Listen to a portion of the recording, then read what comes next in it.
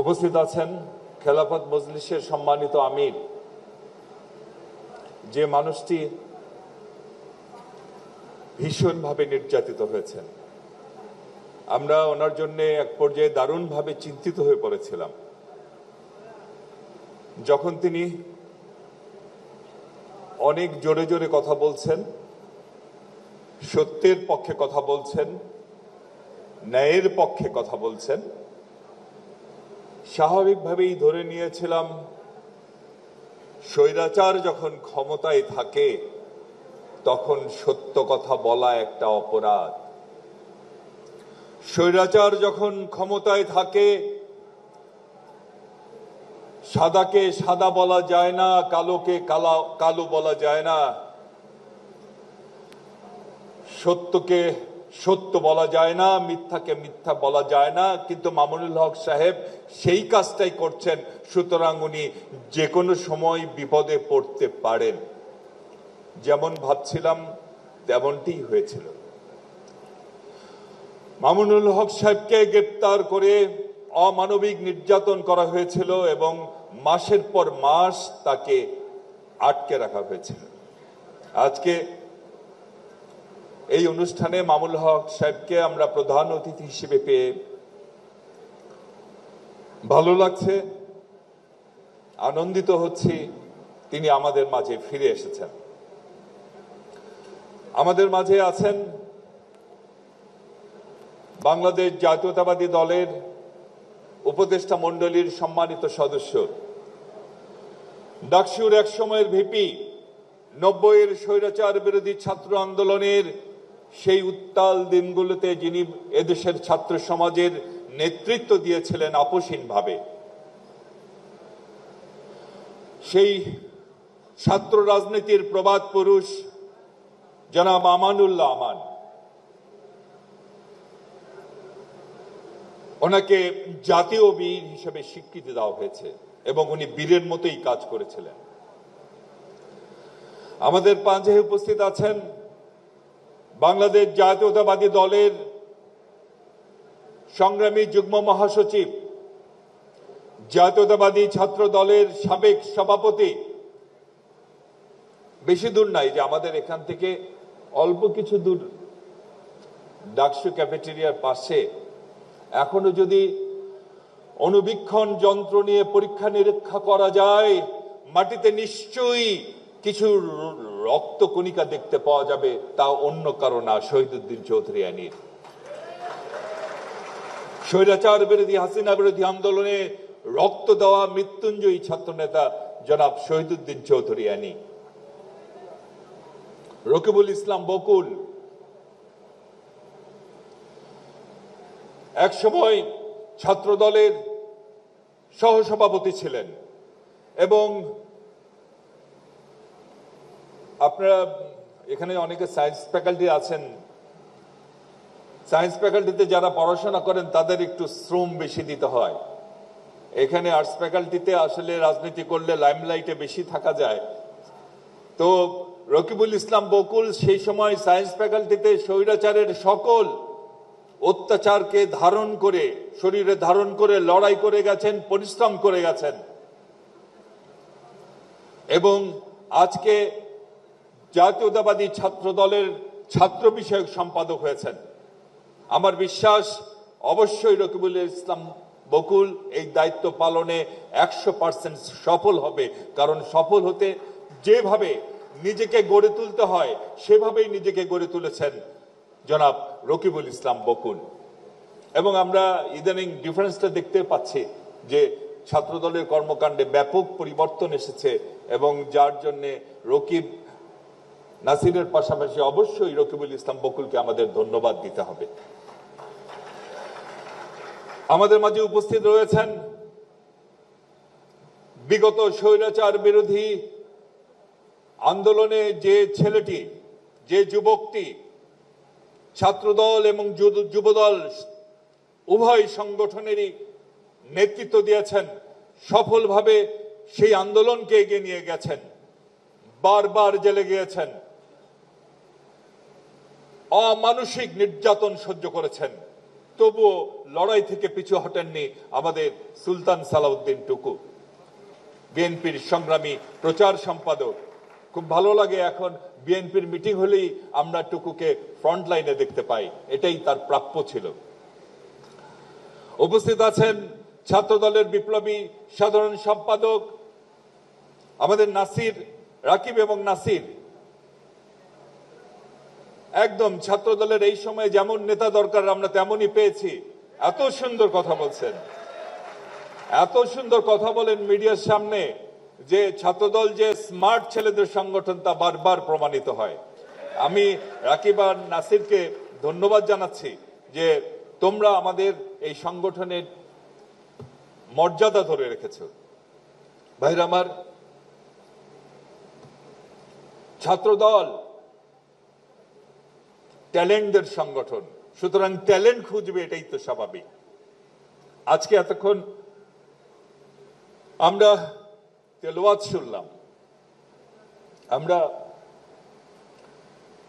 পবিত্র কোরআনের বিভিন্ন অংশ আমাদের ছোট্ট ছোট্ট ভাই বোনেরা উচ্চারণ করলো।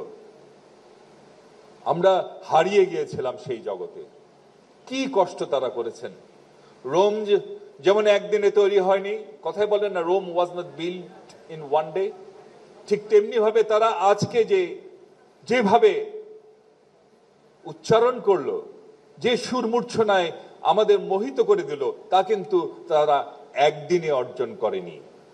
মাসের পর মাস, বছরের পর বছর তারা প্র্যাকটিস করেছে। আমি ছাত্রদলের ভাইদের বলবো যে প্রক্রিয়া যেন অব্যাহত থাকে। মেধাবীদের, গুণীদের খোঁজার এই যে প্রক্রিয়া চলছে, শুরু করেছে জাতীয়তাবাদী ছাত্রদল, প্রতিটি ক্ষেত্রে যেন তা অব্যাহত থাকে। অত্যন্ত অ্যালার্মিং একটি বিষয় তা হচ্ছে আমাদের মেধাবীরা, আমাদের গ্রামাঞ্চলে যে মেধাবীরা, তারা কিন্তু এখন খুব একটা এগুতে পারছে না। এক সময় বাংলাদেশের বেশিরভাগ সেক্রেটারি খোঁজ নিলে দেখা যাচ্ছে যে সচিবালয়ে তারা গ্রাম থেকে এসেছে। বড় বড় অফিসার তারা বেশিরভাগই গ্রাম থেকে এসেছে। বড় বড় কবি, সাহিত্যিক, পলিটিশিয়ান তারা সবাই গ্রাম থেকে এসেছে। বড় বড় ডাক্তার, ইঞ্জিনিয়ার তারা সবাই গ্রাম থেকে এসেছে। কিন্তু শিক্ষার বাণিজ্যিকরণ এবং নগরায়নের যে আজকে দুঃখজনক প্রচেষ্টা অব্যাহত চলছে, তাতে কিন্তু আমাদের গ্রামের ট্যালেন্টরা না হারিয়ে যায়। তাই জাতীয়তাবাদী ছাত্র দলকে বলবো, প্রতিটি ক্ষেত্রে, বিশেষ করে গ্রামের দিকে, বিশেষ করে আমাদের জেলাগুলোতে যারা একটু পশ্চাৎপদ, সেদিকে নজর দিয়ে সেখান থেকে প্রতিভাবান ছেলে মেয়েদের আমাদের বের করে আনতে হবে এবং তাদের এগিয়ে দিতে হবে। কারণ ছাত্রদলই তো ট্যালেন্টের মূল্যায়ন করবে। এর আগেও তো ছাত্র সংগঠন ছিল, কিন্তু ওই যে রতনে রতন চেনে, আর একটা বিশেষ প্রাণী, রমজান মাসের নামটা না নেওয়াই ভালো, একটি বিশেষ প্রাণী, সে চেনে কচু। সুতরাং ছাত্রদল ট্যালেন্ট খুঁজবে, আর অন্য সংগঠন তারা খুঁজবে কি, গুন্ডারা গুন্ডা খুঁজবে, খুনিরা খুনি খুঁজবে, ধর্ষণকারীরা ধর্ষণকারী খুঁজবে, এই তো, তাই না ভাইরা আমার? আমি আবারও ধন্যবাদ জানাই। হ্যাঁ, যারা বলে, একটি মহল বলে বেড়ায় যে একই সাপের দুই মুখ, বলে বেড়াচ্ছে, তাই না? একই সাপের নাকি দুই মুখ, একটা আওয়ামী লীগ আর একটা বিএনপি। যারা এই কথা বলে তাদেরকে বলবো, আসেন এই টিএসসিতে আসেন, দেখে যান। আগে ছাত্রলীগ ছিল, এখন ছাত্রদল। ছাত্রলীগ কি করেছে আর ছাত্রদল কি করছে দেখে যান। আমি অনেক কথা বলতে চেয়েছিলাম, বলতে চাচ্ছি না। চাই সবাই মিলে একসাথে থাকি যাতে দেশে গণতন্ত্রটা ফিরিয়ে আনা যায়। কিন্তু অনেকের তো মুখ দেখে ঠিক থাকে না, চান্স পেলেই একটা বিএনপিকে গুতা মারে, তাই না? থাক, আমি সাম্প্রতিক কিছু বিষয়ে ফিরে আসি, কথা বলি। যদিও একটি একটি প্রতিযোগিতা একটু অপ্রাসঙ্গিক মনে হতে পারে, কিন্তু ওই যে ঢেকি স্বর্গে গেলেও নাকি ধানই ভাঙ্গে। আমি ঠিক জানি না বেহেশতে ঢেকির কোনো ব্যবস্থা আছে কিনা, এবং বেহেশতে ঢেকির ভূমিকা কি থাকবে আমি ঠিক জানি না। আর পলিটিশিয়ানরা বেহেশতে যেতে পারবে কি পারবে না তাও আমি বলতে পারি না। এবং এখানে যিনি কিছুদিন আগেও ক্ষমতায় ছিলেন, শেখ হাসিনা, উনি যদি সেখানে যায় কি করবেন তা অবশ্য বলা ঠিক হচ্ছে না মনে হয়। আমি জানি না ওনার কি হবে, মহান আল্লাহ তাআলা জানেন সবকিছু। তবে পলিটিশিয়ানরা স্বর্গে গেলে সেখানেও বক্তৃতা দিবেন কিনা এটা আসলে বলা যাচ্ছে না। এই ব্যাপারে মামুনুল হক সাহেব বলতে পারেন। কিন্তু ওই যে মহিলার কথা বললাম, উনি আবার কোথায় যাবেন, কারণ ইদানিং তো আবার টিকিট নাকি বিক্রি হচ্ছে, আবার কেউ টিকিট কিনে ফেলে কিনা এটা বলতে পারতেছে না। মামুনুল হক সাহেব নিশ্চয় বলবেন যে টিকিট কাটার ব্যবস্থা আছে নাকি ওখানে যাওয়ার। আচ্ছা, যাই হোক, সংগ্রামী ভাইরা, বোনেরা, এখানে ছাত্র দলের অনেক ভাই এবং বোনেরা আছেন আমি জানি। আপনাদের উদ্দেশ্যে কিছু কথা আমি বলতে চাই। দেশের বর্তমান পরিস্থিতিতে কিছু কথা বলার প্রয়োজন আছে। যে সাম্প্রতিক সময়ে কিছু কিছু ঘটনা আমাদের দলের ভাবমূর্তি নষ্ট করছে। এর অধিকাংশই অপপ্রচার, তবে সম্পূর্ণভাবে যে অপপ্রচার তা কিন্তু আমরা বলতে পারছি না। কিছু কিছু ঘটনা ঘটছে, সেটা না হয় কারা করছে বাদ দিলাম, কিন্তু ছাত্র দলের কাছে আমরা বলতে চাই যে তোমাদের কাছে আমাদের যে প্রত্যাশা সেই কথা আমি বলতে চাই। তা হচ্ছে যে আমরা জানি দীর্ঘ 15-16টি বছর তোমাদের উপর অনেক অত্যাচার হয়েছে, অনেক নির্যাতন হয়েছে। তোমরা বারবার নির্যাতিত হয়েছে রাস্তায়, তোমাদের শরীর থেকে রক্ত ঝরেছে, তোমাদের হাতের উপর তোমরা তোমাদের সহযোদ্ধার রক্তাক্ত শরীরকে তোমরা বহন করেছো। কত শহীদকে যে তোমরা কবরস্থ করেছ তা তোমরা ভালো করে জানো। স্বাভাবিকভাবেই তোমাদের মনে প্রতিহিংসা দানা বাঁধতে পারে। এখন প্রতিহিংসা পূরণের পথ কি? প্রতিহিংসা পূরণের দুটো পথ আছে। একটি পথ আছে, যে পথ হচ্ছে একইভাবে তা ফিরিয়ে দেওয়া।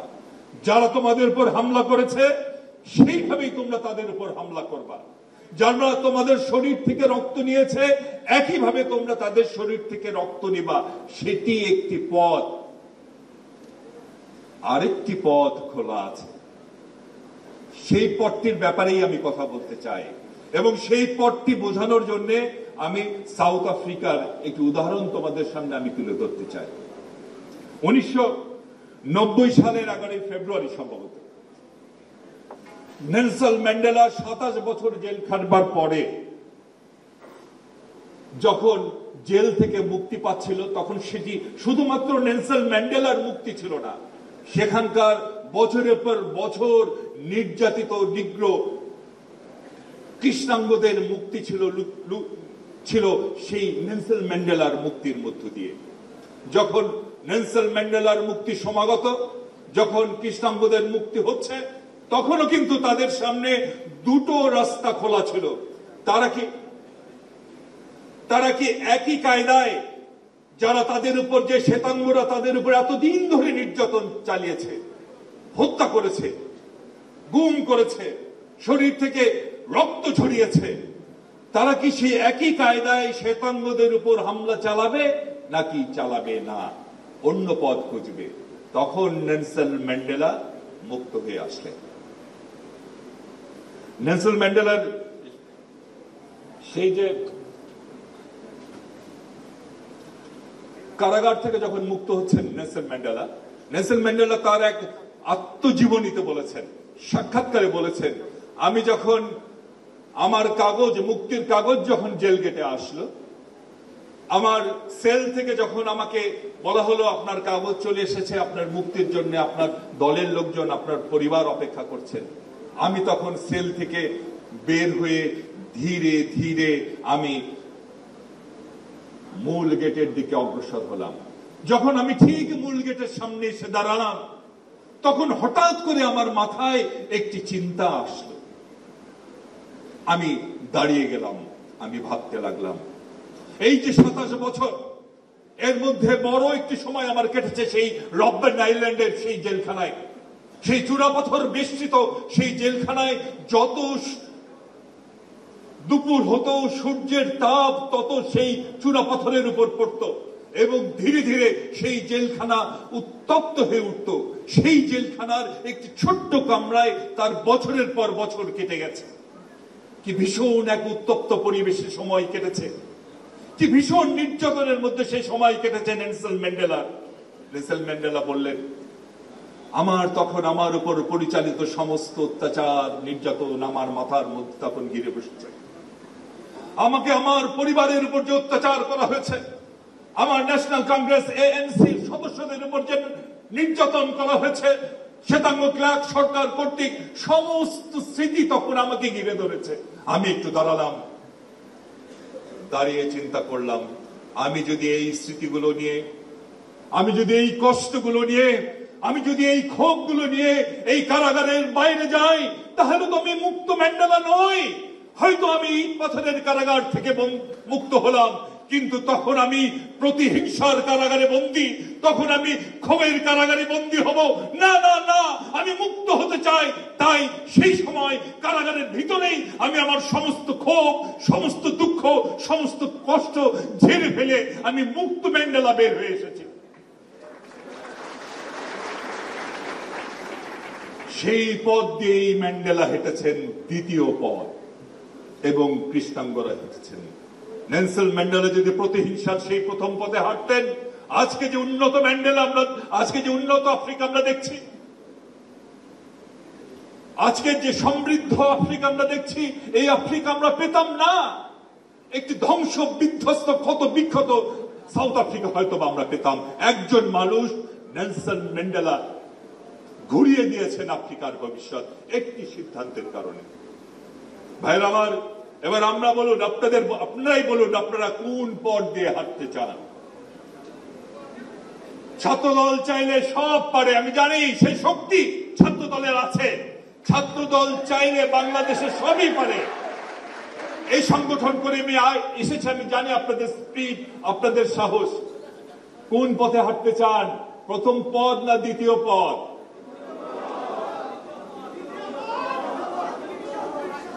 হ্যাঁ, দ্বিতীয় পথ। আমাদের প্রাণপ্রিয় নেতা, যিনি 15-16টি বছর সেই লন্ডনে থেকে দিন রাত পরিশ্রম করেছেন স্বৈরাচারকে উৎখাত করবার জন্য, সেই নেতা জনাব তারেক রহমানের নেতৃত্বে আমরা এমন একটি বাংলাদেশ প্রতিষ্ঠা করব। ওই যে ম্যান্ডেলা যখন সফল হলো, ম্যান্ডেলার যত শত্রু ছিল, সেই শ্বেতাঙ্গ শোষকরা, সেই প্রভুরা, তারা তখন কিন্তু হিংসায় জ্বলে পুড়ে মরছিল। হ্যাঁ, ওটাই প্রতিশোধ।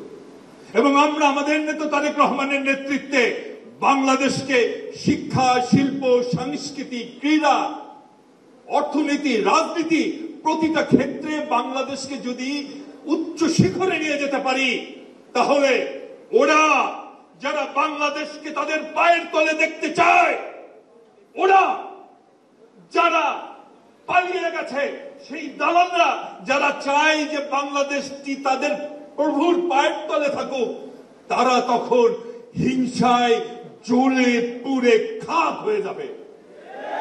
Yes, that is the revenge.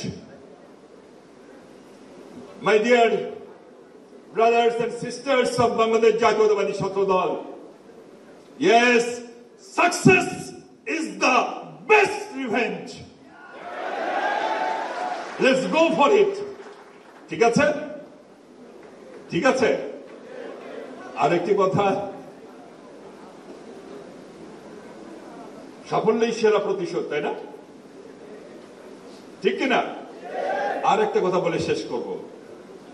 আমান ভাই বক্তব্য দিবে, মামুন ভাই বক্তব্য দিবে। আর একটা কথা, নানা ষড়যন্ত্র চলছে, নানা ষড়যন্ত্র চলছে, আপনারা শুনেছেন। ষড়যন্ত্র থাকবে, কিন্তু বিজয়ী তো আমাদের হতেই হবে, হবে না? ছাত্রদলের ভাইরা কি কষ্ট আপনারা করেছেন। আমি ছাত্রদলের ভাই বোনদের ধন্যবাদ দেওয়ার ভাষা আমি খুঁজে পাই না মাঝে মধ্যে। এই 16টি বছর আপনারা ক্লাস করতে পারেন নাই, নিজ নিজ ক্যাম্পাসে যেতে পারেন নাই, পরীক্ষা দিতে গিয়েছেন, রক্তমাখা শরীর নিয়ে ফিরে এসেছেন, সেই দৃশ্য কিন্তু আমরা বলি নাই। মাসের পর মাস পরিবারকে জবাব দিতে পারেননি, পরিবার টাকা পাঠাতে পারেনি আপনাদের কাছে। কি কষ্ট আপনারা করেছেন। কেউ হলে থাকতে পারেন নাই, ম্যাচে থেকেছেন, কেউ কেউ আমি জানি কেউ কেউ 2-3 বেলা না খেয়েও থেকেছেন। এত কষ্ট করেছেন, কিন্তু আপনারা রাজনীতি ছেড়ে আসেননি, বিএনপিকে ছেড়ে যাননি, আন্দোলন থেকে পিছু হটেন নাই। আপনারাই হচ্ছেন জেনুইন যোদ্ধা।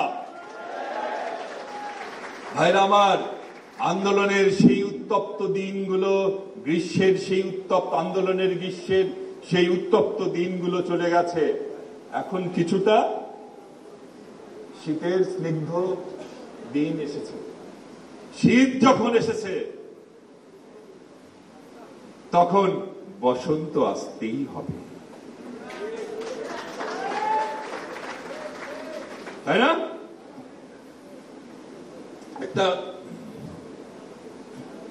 হ্যাঁ, শেলির একটা কবিতার 2টা লাইন আমার খুব প্রিয়, 2টা লাইন বলি আপনাদের। If winter comes, can spring be far away? শীত যদি আসে, বসন্ত কি দূরে থাকতে পারে? সুতরাং বিজয় আমাদের হবেই, বসন্ত আসবেই, খালি একটু সতর্কভাবে চলতে হবে। কুয়াশা আসবে, ষড়যন্ত্র আসবে, যারা করে তাদের শক্তি ক্ষমতা সব আমাদের জানা আছে। প্রয়োজন হলে যে কোনো ভূমিকায় যাওয়ার জন্য জাতীয়তাবাদী ছাত্র দলকে সব সময় প্রস্তুত থাকতে হবে। ঠিক আছে?